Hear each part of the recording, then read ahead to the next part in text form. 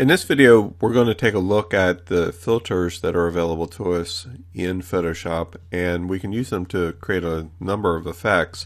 You'll find them in the menu drop down here under Filter, and you'll see that there's a lot of options, and they're broken down into sections. The first section here is Convert for Smart Filters, and we're not going to look at that in this video, but we're going to look at Filter Gallery. Camera Raw is primarily just for photographs that are taken using the RAW format. Adaptive Wide Angle is another filter that we probably wouldn't use on a regular basis. It's again used for photographs that are taken using a wide angle lens so that you can correct the tilt and the angle. Lens correction, same kind of thing.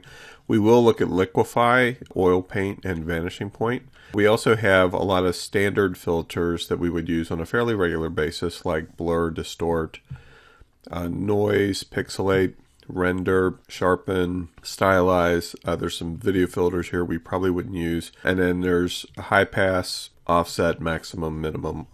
Most of these you'll likely never use, but I'll show you a few tricks. And then if you have additional filters that you've installed as plugins, they would be located in this section here. You can see I have several installed as well of these.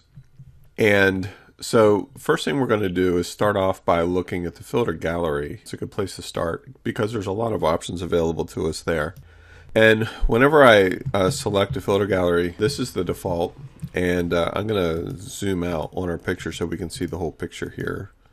And what's really cool about these filters is we can apply them to our image or photograph and achieve different looks and results. Very often they don't have a lot of settings that we can change, but there are some. Like in this case, we can control pencil width, stroke pressure, paper brightness, and so on. With cutout, which is actually one that I use very often, we can control the number of levels of the color. Edge simplicity, which basically just controls the amount of detail on your edges. And edge fidelity is, in this simplicity, how close it is to the original shape. Very similar to posterize, actually, but it's great for reducing the amount of detail that you have in an object or in an image. Dry brush is another one that I really like a lot, and the reason why is because it's a great way to hide artifacting that can happen whenever you enlarge a picture. And so I'll often use it by setting brush detail to 10 and the brush size down to 0, and you'll notice that it doesn't really look like it's affecting the image hardly at all. That's one of the great benefits to it, because if we're enlarging an image, that can be a very important feature for us. Now you'll notice that if I increase the brush size and decrease the brush detail, the end result is going to be a little bit more artistic.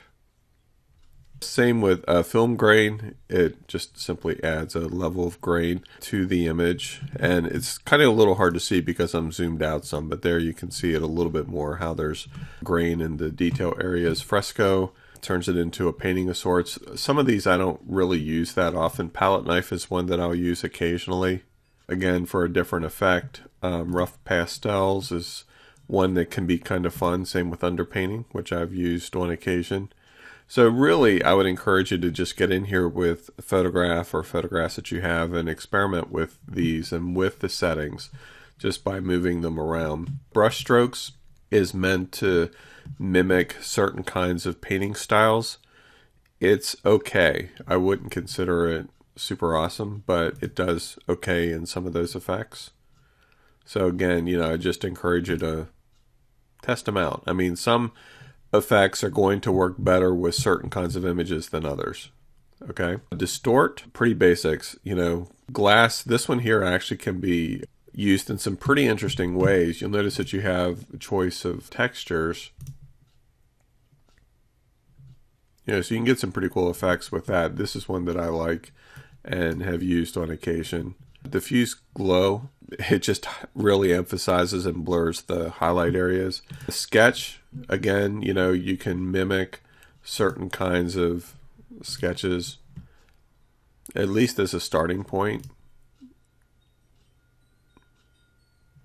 And then we have stylize, which is kind of funky glowing edges. and then texture, which can come in handy if you want to add certain kinds of textures to your picture. Like, that's kind of cool. You lose the detail somewhat, but you can decrease the cell size, which can make it a little more recognizable. You also have control over the border thickness and the light, or you can add a texture to it if you want to make it look like it was created on canvas, or you have other options here as well, like sandstone, for instance.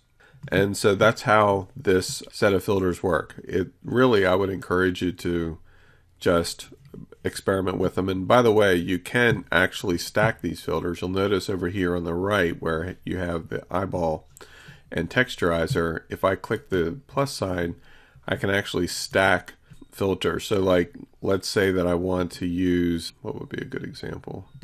Maybe dry brush together with the texturizer. Okay, so you can use them in tandem and you can stack as many as you like. So using the stacking feature, you can actually come up with additional cool looking effects that otherwise you may not be able to achieve using just one. And of course, if you decide, I don't know that I really care for that, you can always click the trash can on the layer that you have selected and it'll delete it.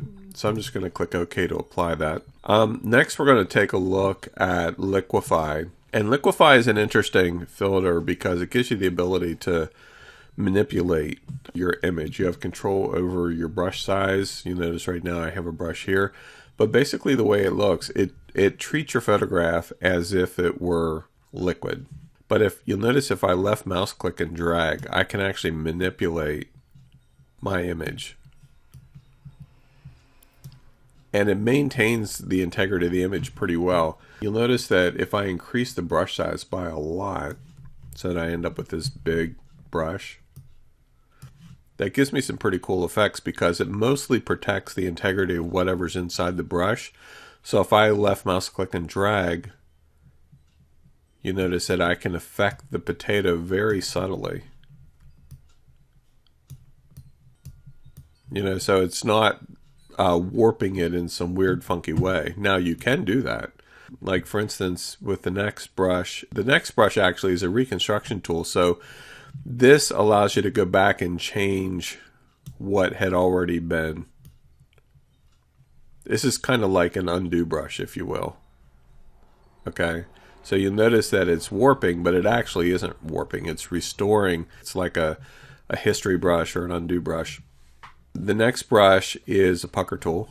And so anywhere you click, it just kind of sucks things in. And usually if I use this, I'll use it with a bigger brush and I can just demonstrate. Like watch what happens if I just simply click and hold my mouse button down. Notice, see how it's all being like it's being sucked into a black hole. The next brush does the exact opposite. Okay. It bulges everything. Just by holding the mouse button down. Okay. And the next tool that we have here, it just gives you the ability to push left. Okay. So it's another subtle tool that can come in handy in some cases. This is a move tool in case you're trying to navigate around a picture that you're zoomed in on. Okay, and then this of course is the zoom, which, you know, by default it's plus. If you choose the Alt or Option key, it'll allow you to zoom out. So that's what we're going to look at in this video. In the next video, we're going to continue to explore some of our other filter options like oil paint and some of the others that are down in this next section.